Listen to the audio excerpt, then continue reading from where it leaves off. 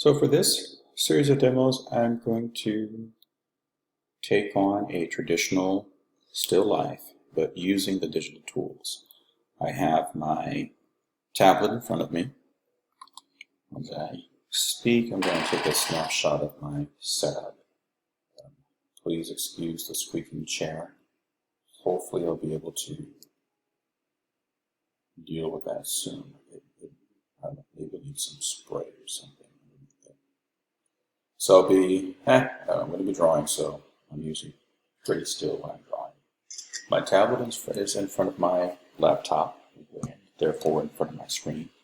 I have my stylus in hand, and right now I'm just setting up my still life here. Now I've taken some photos. Sometimes it's helpful to use the viewfinder of the camera and document the image a few times, and maybe even use that as reference while you're working. So I will include the photograph since we don't have a camera looking directly over my shoulder at the moment. So I'm going with an aspect ratio for my new file that has a high resolution, a bit color mode of RGB color, set to 8-bit. You can see we can now go up to 32-bit files in Photoshop. You can accommodate that if you have the proper processor and latest version installed. And then lastly, we have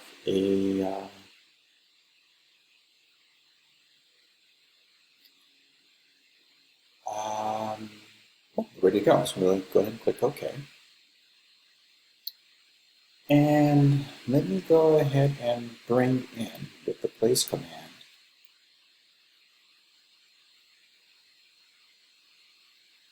the snapshot that is an approximation of what my eye will see as I look from the screen to the still life and back again.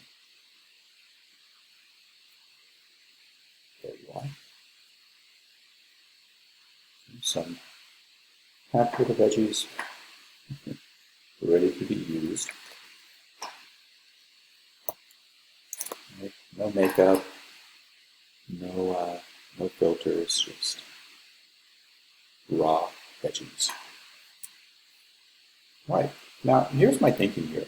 As I work, first of all, what you're going to see is, I've heard it mentioned before that working with a pen tablet has an advantage over working with a display, a pen display, because I'm always going to be able to see the entire image as I work, or part of the image, but at any time. Basically, when I'm working, I'll never have my hand or my pen obscuring the artwork as I work. So even though there is a disconnect between the tip of your stylus and the actual marks that you're making, consider the fact that you do have a slight advantage in that you won't ever be covering the work as you go. You'll always be able to see where the line is going. So some planning, some careful planning involving observing structure and looking at the geometry of the forms, geometry of the composition can be really helpful. Right, so obviously this is not set up professionally. I have a standard lamp, and but I did make some deliberate decisions about how to arrange the objects. I have something that is relatively long, I have something that is cylindrical or almost box shaped, and then I have three things that are almost spherical with some cylinders attached to them. They are arranged in a way that, if I just take, just kind of create a polygon from this lower extreme going up to this outer edge, and then in this direction, and then back down to here, and then back to there. This polygon represents kind of the outer extremes of my composition. I can disregard the cutting table, or the cutting board, and just say, okay, this is the major shape that I have to concern myself with. From there, I can look at the relationships between the smaller shapes. So I have this shape, which meets with this shape or this polygon if I just drop a vertical right about there, so not quite halfway. I have these three shapes. So I might look at them as having this triangular relationship, possibly. You know, think of that as the polygon that I need to concern myself with. Other ways of looking at this, here's another layer. I look and see, well, what's the outermost point? Right here. What's the highest point? As I look, it's here. What's the lowest point? It's here. And then what's the point that's furthest left? It's there. So there's another way of looking at the polygon that defines the entire composition. And then maybe with the cluster of mushrooms, I'll say, well, what's the furthest point out here? The lowest point, the part that's furthest left, and then the highest point. And then I end up with this polygon. I can do something similar with this shape, where most of it is already dialed in. So I end up with something very similar to what I had before, and I can extend those lines.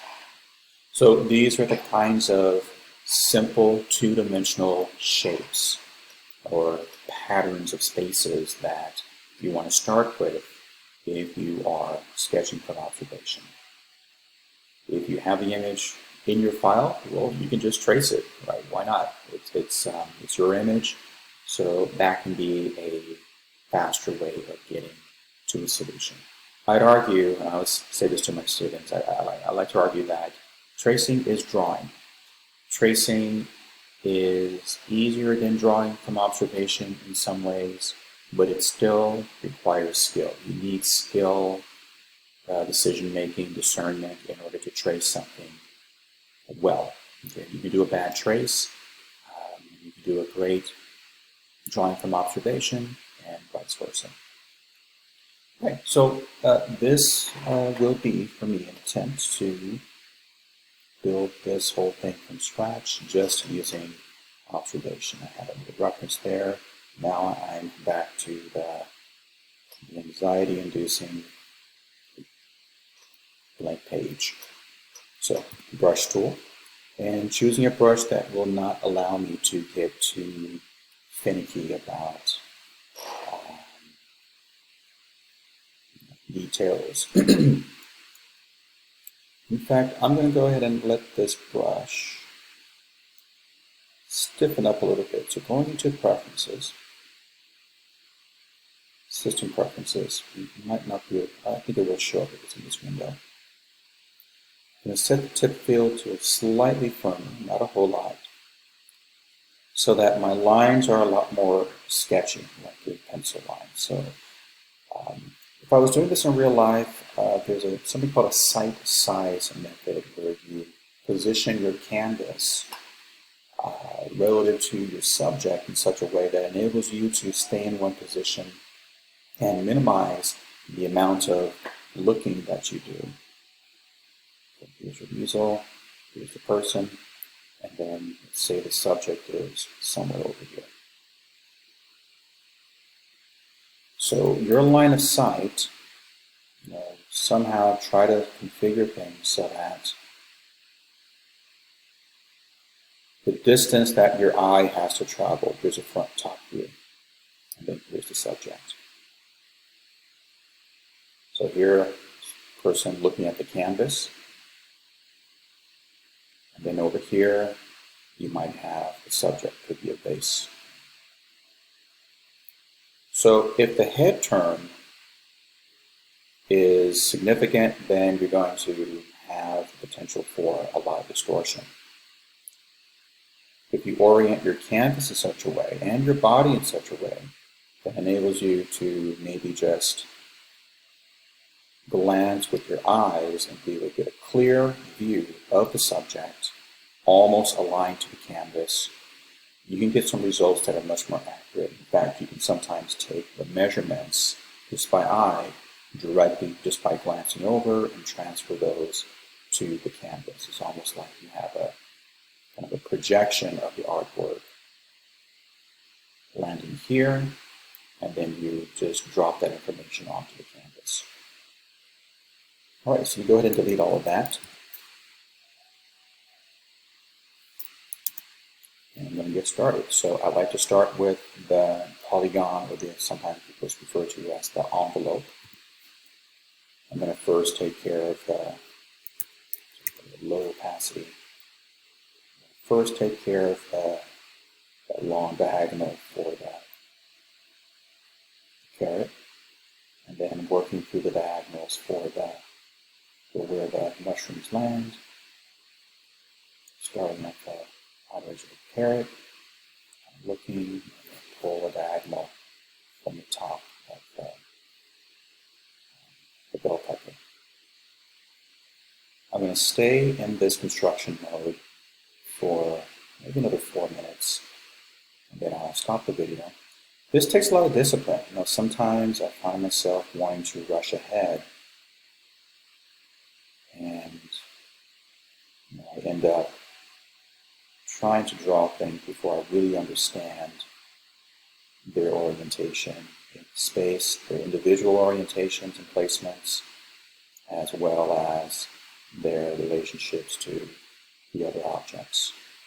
So I'll do everything from drawing verticals and horizontals to check alignments, maybe from one point to another.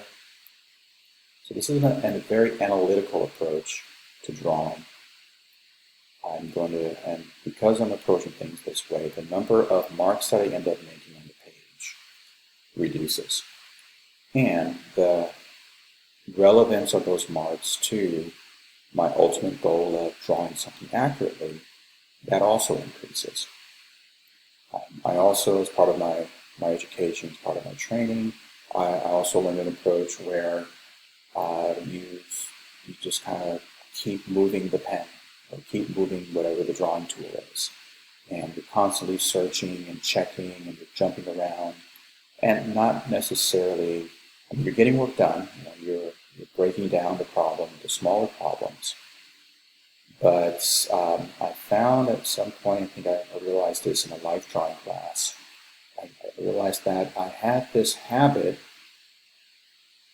of just diving in, making a lot of loose gestural marks, and the time would end, and I would never have time for the feet.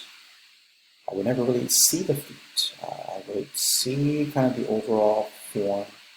So I was still locked in, maybe that one of those first week exercises where we talked about just loosening up and not being intimidated by the subject, whether it's the figure or if it's still life, especially with life drawing. You have a lot of complexity in the human form.